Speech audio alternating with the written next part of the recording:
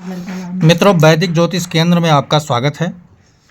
आज हम वैदिक ज्योतिष के दिव्य सूत्र की बात करेंगे, जो प्रारंभिक ज्योतिष बेसिक सूत्र के लिए बहुत महत्वपूर्ण माना जाता है। जब हम ज्योतिष की शुरुआत करते हैं तो शुरुआत में ही इन सूत्रों का हमें बहुत उपयोग और बहुत सटीक जानकारी होना आवश्यक है। जिन लोगों को ज्योतिष सीखने की रुचि है, ज्योतिष जानना चाहते हैं, उनके लिए बहुत आवश्यक है।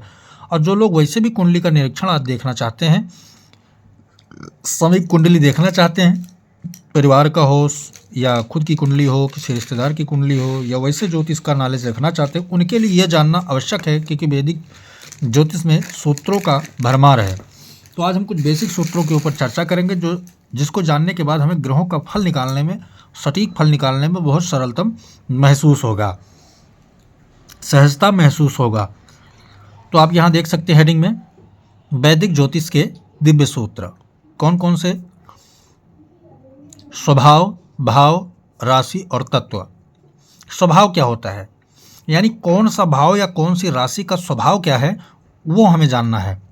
स्वभाव में जैसे कि धर्म त्रिकोण क्या होता है, धर्म एक स्वभाव है, तो धर्म त्रिकोण क्या है, यानी कर्तव्यनिष्ठ राशियां कौन कौन सी होता है, कौन सा भाव होता है, उनको हमें जानना जरूरी होता है। तो आप देख सकते हैं कर्तव्यनिष्ठ राशियां जो होती हैं, यानी धर्म त्रिकोण जो माना गया है, वो 1 नंबर राशि यानी कि मेष राशि। 1 नंबर क्या होता है राशि, मेष राशि होती है। और 5 नंबर क्या होता है, सिंह राशि होती है।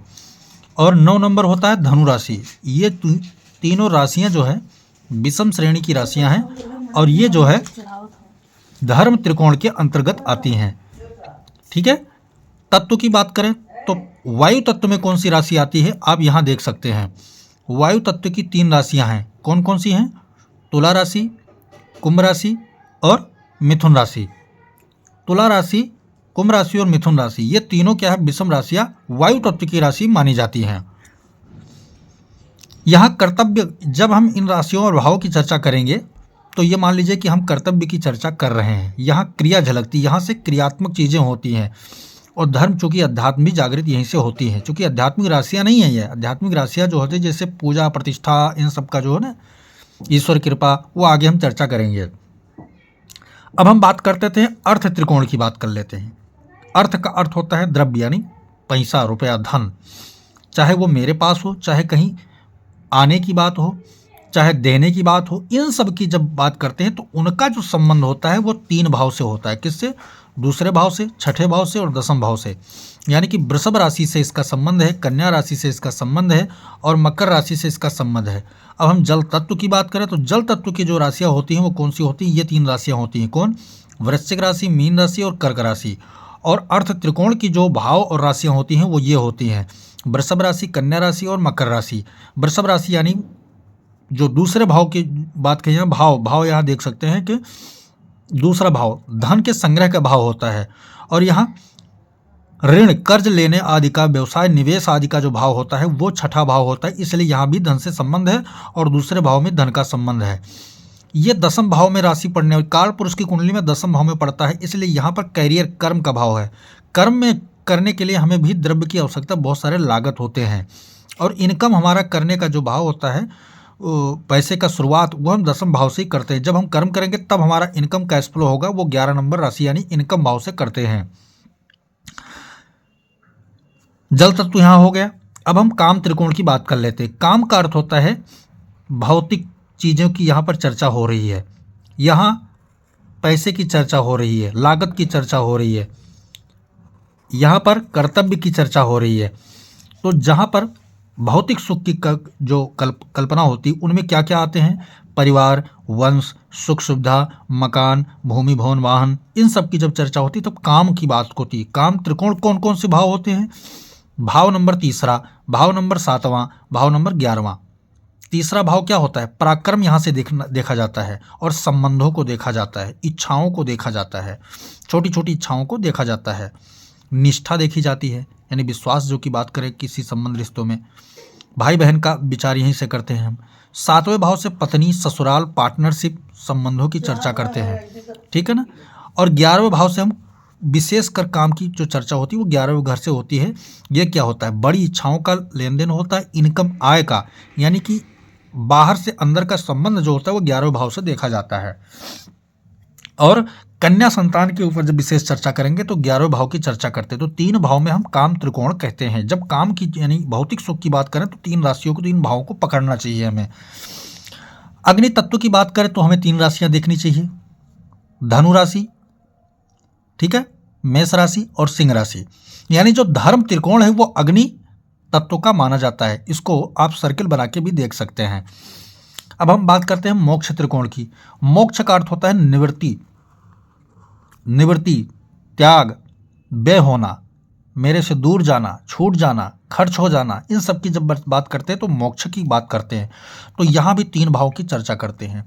4 यानी कर्क राशि, कालपुरुष कुंडली के अंदर 4था भाव, 8वां भाव और 12वां भाव।